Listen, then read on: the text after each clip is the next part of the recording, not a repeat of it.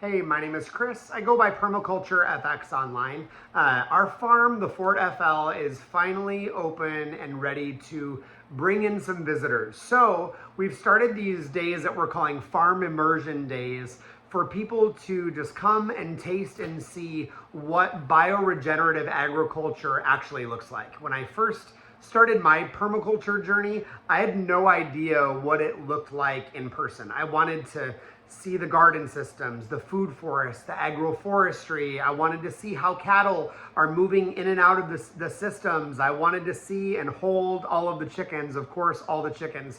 But there wasn't really any place for me that was local that I could come and see it and experience it, be a part of it. So that's why we're having these immersion days, to where if you already have a homestead or you're looking at starting homesteading or a permaculture farming journey, you can come and see something that's kind of at the beginning of those initial steps. So although the Fort FL has been here for several decades, I've lived here for about 7 months now, and we're transitioning a lot of those systems into regenerative agriculture.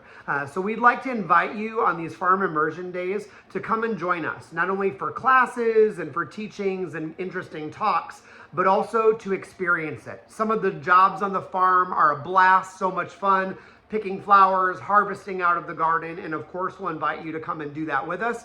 But some jobs are not so glamorous, so we want to share with you the fun, the good, the bad, the ugly, all things that encompasses farming and homesteading, so you can see it and experience it and be a part of it yourself. So what we love about our farm here is we want it to be a flower for one, but a garden for all, where you can come, enjoy, learn, taste, grow, and experience homesteading and regenerative life together. So we hope to be able to see you at one of our farm immersion events. So have fun, and I will see you in the garden, or in this case, at the farm.